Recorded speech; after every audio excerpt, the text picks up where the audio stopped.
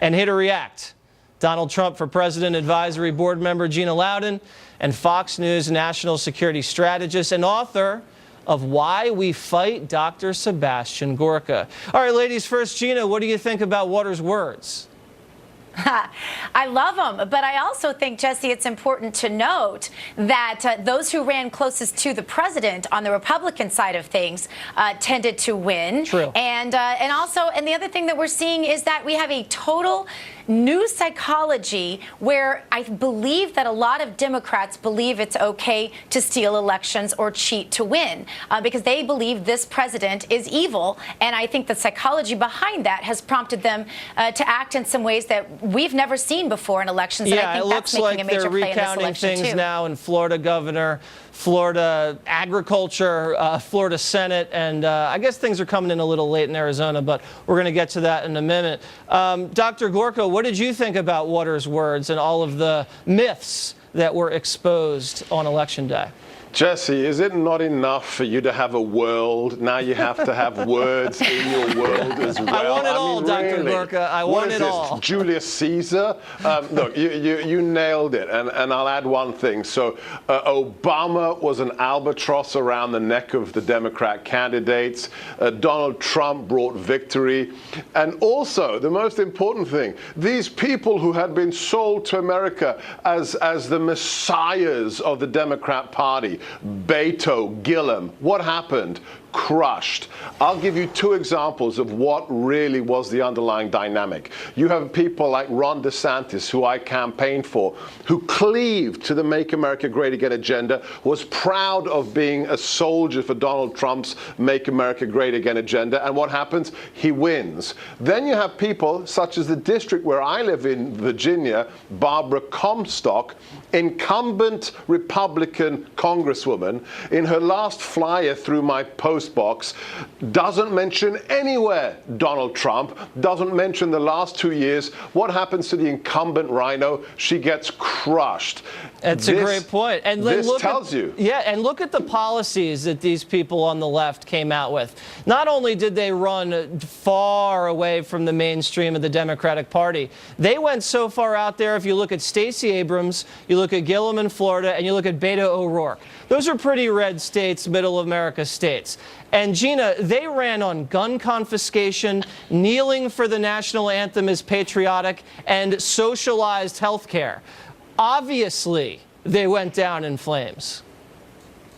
Well, Jesse, the Democrats have an identity crisis. Their votes exist in the middle of the country, and their money exists on the two extreme coasts and also on Wall Street. And so when they're getting their money from Hollywood and Silicon Valley and Wall Street, they are going to have to preach the issues that those crazy leftists espouse. But they're not going to be able to attract the votes of, say, the Midwestern states or the Southern states that used to, in some cases, be traditionally Democrat. So they have a real identity crisis here, Jesse, and I don't know how they fix it. Yeah, and even the red state Senate Democrats, like in Missouri with McCaskill or Braun in Indiana, Dr. Gorka, you know, they take all that outside money and then they pretend they're not Democrats and run on birthplace citizenship, run on even the wall, and run way to the middle. And those people still lost. Yeah, well, thanks in part, I think, to Project Veritas and those undercover videos from O'Keefe where you see what they really mean when they're running as middle-of-the-road Democrats. But Gina's absolutely right. We should get down on bended knee and thank the founding fathers for their genius. This is why we have the Electoral College. This is why we've guaranteed that these urban centers that have become hives of radical left-wing politics can't dominate rural America. So whether it's 2016 or whether it's 2018, the Electoral College is incredibly important, and so is the system that we have. It's not first past the post. It's not this the popular vote that the Democrats are crying over. I don't even know what that means in the Senate. We are a republic, and God bless the founding fathers. Right, they have all these pockets of crazy that have a lot of influence, and then it all evens out in the end. All right, Gina, you brought up the point earlier in the segment about stealing elections. And what we've seen, and I'm not accusing anybody of stealing elections, but I'm just saying it looks fishy down in Florida what's happening. All of a sudden, on Tuesday night, you have Gillum and you have Nelson, who lost, but you had Rick Scott win by about from 60,000 votes to 80,000 votes apiece. And then as the days go on, you start coming up with new votes.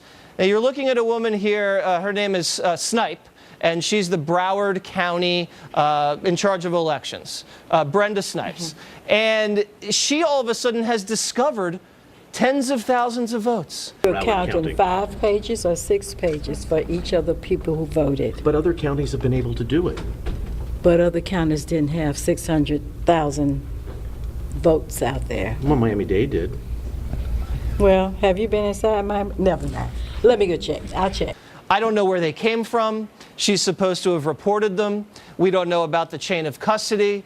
And all of a sudden, these margins have shrunk to the point, Gina, where now they're triggering automatic recounts. And I'm thinking Broward County, Palm Beach County is the same types of shenanigans that we saw in 2000. What do you think's going on here?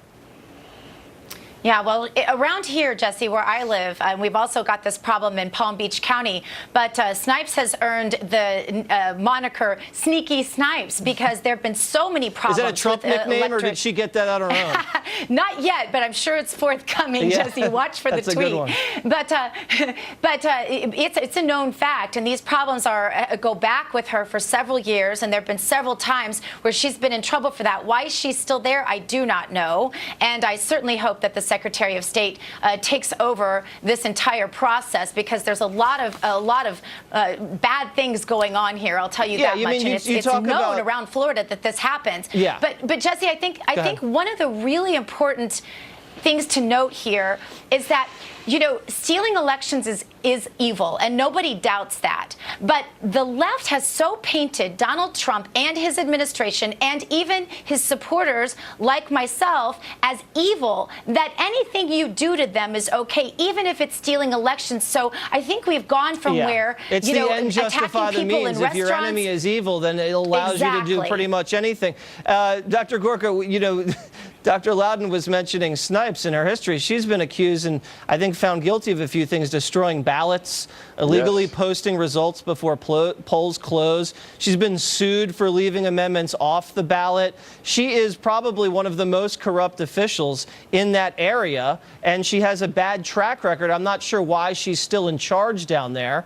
What can be done about this? Now, I think Rick Scott's filing a lawsuit. Yeah, I mean, Sneaky Snipes shouldn't be allowed to be county dog catcher. I mean, yesterday on Friday, we had demonstrations down in Florida. Make your voice heard. Make sure that the thugs, the cheats, and the liars don't win. Think about this. It's Saturday, and there's still almost 500,000 votes not counted in Florida. What is this, Vanuatu? Are we in Venezuela? It's so funny. One of the counties that it suffered so horrifically in the hurricane got all their votes in like that. No problem at all. Yeah. But they're having a lot of trouble point. here at Broward. And Dr. Loudon, I mean, I thought the Democrats were very concerned about integrity of these elections, Russian interference, the sacred ballot box. And now, all of a sudden, they're discovering thousands of ballots days after the fact.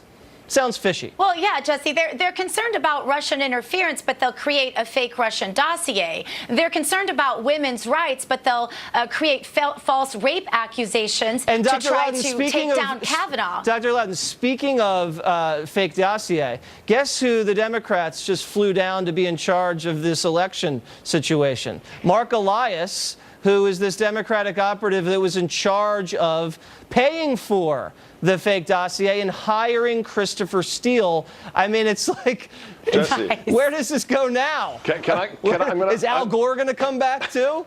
I'm going to make a prediction right now. Yeah.